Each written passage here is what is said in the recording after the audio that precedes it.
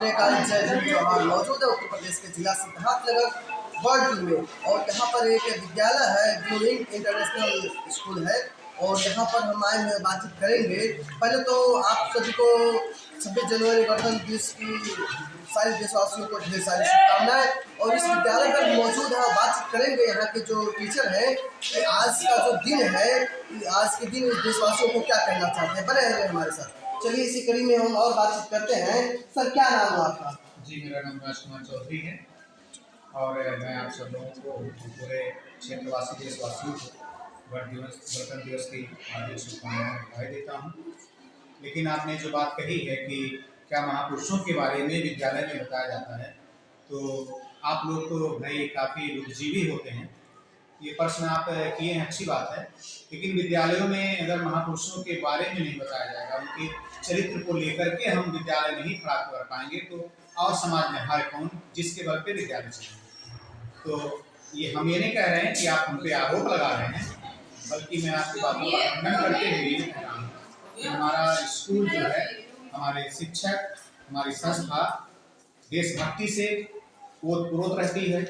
सभी महापुरुषों के बारे में, उनके जयंतियों पर, किसी विशिष्ट कार्यक्रमों में उनके बारे में बताया जाता है। यहाँ तक कि जीवन में भी उसका पालन करते हैं बच्चे। और रही बात बाबा साहब भीमराव अम्बेडकर का, तो उनका नाम तो सभी लोगों के जुबान पे है। उन्होंने स्वतंत्र भारत के लिए जितना काम किया है अपने और सहपाठियों को लेकर के, वो काफ़ी जो है क्या कहते हैं कि वो मतलब उसके लिए मेरे पास शब्द नहीं है कि मैं क्या कहूँ कि उन्हीं के बल पे आज ये देश जो है फल फूल रहा है, उन्हीं के आदर्शों से, उन्हीं के नियमों से। नहीं तो हमारे देश में तरह तरह की बुराइयां थी, तरह तरह की कमियां थी, जो उनके संविधान बनाने के बाद या लोगों को जागरूक होने के बाद, शिक्षा का स्तर बढ़ने के बाद बहुत बड़े स्तर पे ये विकास हो रहा है।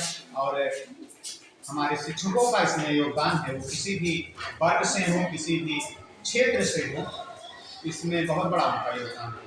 तो मैं इसका तो समर्थन करता हूँ कि हाँ, ये है कि जो पाठ्यक्रमों में भी, जैसे सरकारी विद्यालयों के एक पुस्तक चलती है, शायद आप लोगों को भी मालूम होगा, भारत के महान व्यक्तित्व। उनमें जो भारत के महान पुरुष हैं या जो महान मतलब विद्वान रहे हैं, चाहे वो चिकित्सा के क्षेत्र में रहे हों, चाहे संगीत के क्षेत्र में रहे हों, चाहे क्रांतिकारी रहे हों, वो चीज़ें चलाई जाती हैं।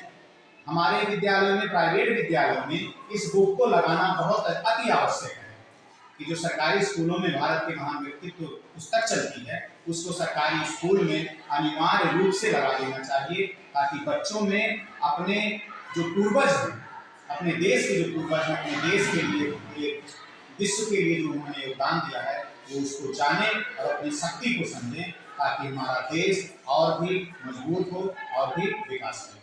तो ये रहे सर, पहले तो आप अपना परिचय बताओ, तो स्कूल का जो जगह है एड्रेस बन गया है।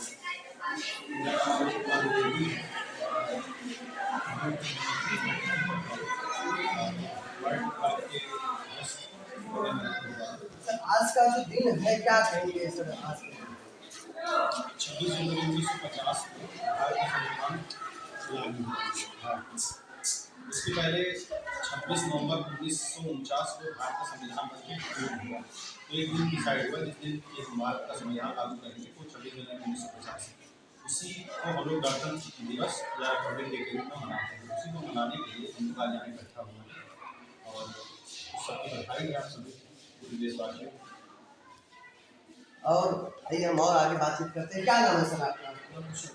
जैसे विद्यालयों में, जैसे बहुत कम विद्यालय ऐसा जो संविधान के बारे में बताया जाता है और बाबा साहब के बारे में बताया जाता है, तो क्या आपके विद्यालय में ऐसा होता है कि बाबा साहब के बारे में बताया जाता है, संविधान के बारे में बताया जाता है? जी बिल्कुल, हमारे स्कूल में भी ये सारी चीज़ें होती हैं, उनके बारे में बताया जाता है। बस प्रोसेस ये है कि चीज़ें थोड़ा सा हम लोगों के फेवर में नहीं रही, जिसके कारण से ठंडक ज़्यादा थी। इस वजह से हुआ क्या कि विद्यालय में प्रोग्राम को सुचारू ढंग से नहीं चलाया जा सका और टाइम को ध्यान में रखते हुए, ठंडक को ध्यान में रखते हुए, छोटे बच्चों को ध्यान में रखते हुए इस प्रोग्राम को थोड़ा सा मिनिमाइज करते हुए, मतलब बहुत ही कम ही समय में ख़त्म कर दिया गया, जिससे जो भी टीचर्स को जो भी संविधान वगैरह के बारे में बताना था या जो भी कहना था, बहुत ही कम समय में उन्होंने बच्चों को बताया और सारी जानकारी दी।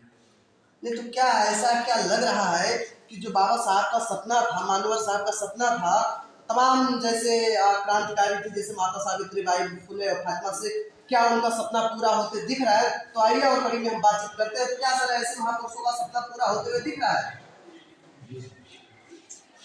यहाँ बताया जाता है बाबा साहब के बारे में।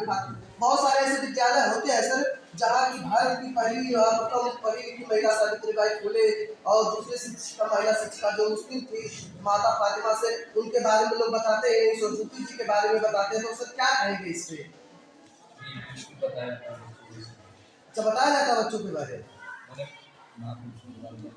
बताया जाता है। तो चलिए विद्यालय के जो स्टाफ हो और आज के दिन पूरे देशवासियों को ढेर सारी बधाइयाँ, और वॉइस ऑफ प्रदेश से बात करने के लिए यहाँ के जो स्टाफ है बहुत बहुत धन्यवाद।